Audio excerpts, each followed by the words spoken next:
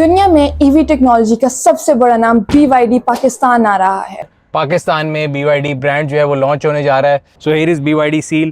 انہوں نے اناؤنس کیا ہے کہ وہ 2026 میں اپنا first South Asian plant Pakistan میں بنائیں گے. This will be done with collaboration with HUBCO کی subsidiary Mega Motors. We are committed to bring the BYD cars to Pakistan, and we are committed to bring these cars, locally assembled cars, to Pakistani consumer as well.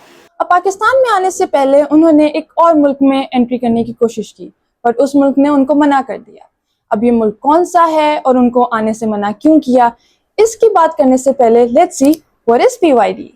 BYD ایک Chinese company ہے that specializes in EV and battery technology. انہوں نے 2003 میں اپنے operation شروع کیے اور آج وہ دنیا کی سب سے بڑی EV ٹیک کمپنی ہے.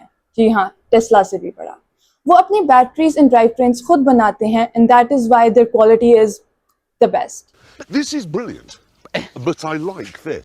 BYD کے general manager of Asia specific کے مطابق وہ پاکستان میں صرف ایڈوانس وہیکلز لے کے نہیں بلکہ انوائرمنٹل سسٹینیبلٹی کے مائنڈ سیٹ سے آ رہے ہیں. اسمبلی پلانٹ کے علاوہ وہ لاہور، کراچی اینڈ اسلام آباد میں 3 ایکسپیرینس فلیگ شپ اسٹورز کھولیں گے جدھر وہ 3 models, 2 SUVs and 1 sedan at the end of 2024 میں ریلیز کریں گے. کرنٹلی پاکستان میں الیکٹرک وہیکلز یعنی EV کی سچویشن کیا ہے and BYD out of all the South Asian countries ہمارے پاس کیوں آیا ہے؟ اب دنیا بھر میں EVs کی بہت بات ہو رہی ہے، so we all know that this is the future. Globally 31 countries میں الیکٹرک وہیکلز ان کی ٹوٹل وہیکل سیلز میں 5% سے زیادہ ہے. اس پوائنٹ کو ہم کہتے ہیں gateway to mass adoption, یعنی کہ اس کے آگے کنزیومر پریفرنسز کافی تیزی سے بدل جاتی ہیں. لیکن 95% آف آل EV سیلز صرف 3 ریجنز میں کانسنٹریٹڈ ہے، چائنا، یورپ اینڈ امریکہ. تو یہ ایکسپیکٹیشنز ان ریالٹی کا گیپ اتنا زیادہ کیوں ہے؟ 2020 میں پاکستان نے اپنی national electric vehicle policy draft کی with very ambitious targets.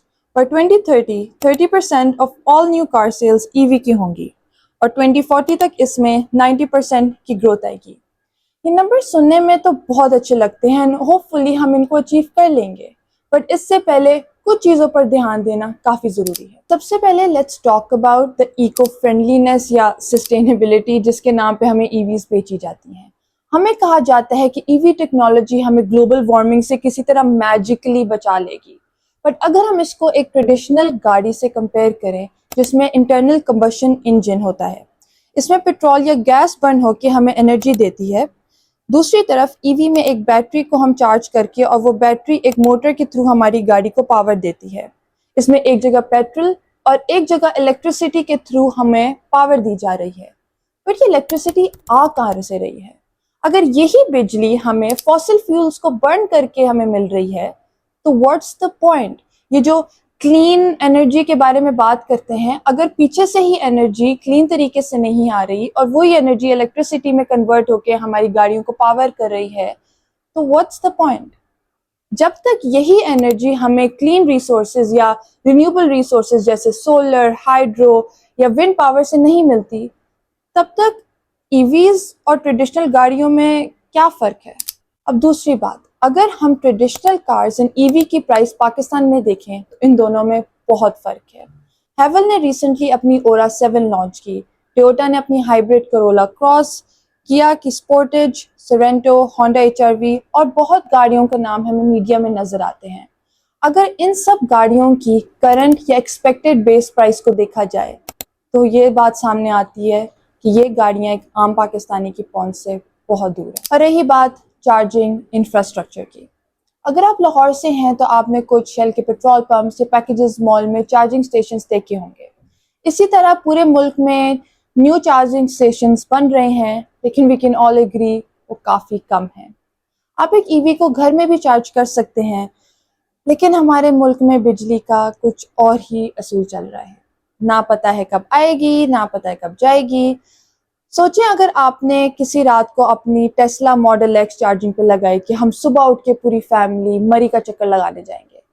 آپ صبح اٹھے اور نہ ہی آپ کی گاڑی چارج اور نہ ہی راستے میں کوئی چارجنگ اسٹیشن، تو پھر آپ اس ویکینڈ میں ساتھ والی پھپھو کے گھر ہی جا کے انجوائے کر لیں. Now going back to BYD. وہ ملک جدھر وہ پاکستان سے پہلے انٹری کرنے کی کوشش کر رہا تھا was none other than India, لیکن مودی نے ان کی انٹری بلاک کر دی۔ اب اس کی کافی وجوہات ہیں۔ سب سے پہلے انڈیا ایک سپر پاور بننا چاہتا ہے، اور جس کے لیے ویدر اٹس ٹیکنالوجی اور ای وی، اس کی پروڈکشن وہ خود کرنا چاہتا ہے۔ اگر وہ بی وائی ڈی جیسی بڑی کمپنی کو انڈیا میں آنے دے گا تو نہ صرف ان کے لوکل پروڈکشن کو کمپٹیشن ملے گا، لیکن ان کی مارکیٹ میں چائنیز انوالومنٹ بڑھ جائے گی۔ But for a country like us, Pakistan, this is good news, کیونکہ ہمارے لیے ایک فورن انویسٹمنٹ یوزلی فائدہ ہی دیتی ہے۔ ہپکو جس کے انڈر بی وائی ڈی آ رہا ہے، that was also a part of CPEC, اور اگر چائنیز انویسٹمنٹ ہمارے ملک میں بڑھتی ہے، that means more technology, funding and economic growth. B Y D کا ٹارگیٹ ہے کہ بائی 2030 وہ پاکستان میں 100,000 گاڑیاں سیل کرے، which is 1/3 of all vehicle sales. لیکن صرف لوکل سیلس نہیں، ان کا ایم ہے to export to other Asian and African markets جیسے سری لنکا اینڈ بنگلہ دیش۔ اور اب کرتے ہیں سب سے انٹرسٹنگ بات، بی وائی ڈی پاکستان میں آ تو رہا ہے، لیکن وہ کون سی گاڑیاں لائے گا؟ جب میں نے پہلی دفعہ بی وائی ڈی کی انٹری کی اناؤنسمنٹ سنی تو آئی ریئلی وانٹیڈ کہ وہ اپنا سیگل ماڈل یہاں انٹروڈیوس کرے۔ یہ گاڑی آلٹو کے سائز کی ہے اور اس کی پرائس بھی تھوڑے لوور اینڈ پر، تو ہمارے ملک کے لیے this would have been the best model, لیکن سیڈلی بی وائی ڈی نے اس کو انٹروڈیوس نہیں کیا۔ اب اس کے پیچھے کیا وجہ ہے ویئر ناٹ شیور، لیکن مے بی ہمارے دوسرے برانڈس لائک سوزوکی نے اس کی انٹری روک دی، کیونکہ اگر ہم بی وائی ڈی کی گاڑیاں لینا شروع ہو گئے تو سوزوکی کی سیل افیکٹ ہوگی۔ اب فار ناؤ پاکستان میں 2 SUVs B Y D Sealion 6، Atto 3 and ایک sedan B Y D Seal introduce ہو رہی ہے، ہوپ فلی ان اکٹوبر۔ اب نا comment below if you think کہ بی وائی ڈی کی انٹری ہمارے لیے ایکچولی بینیفیشل ہوگی، یا پھر انڈیا کی طرح ہمیں بھی ان کی انٹری روک دینی چاہیے تھی۔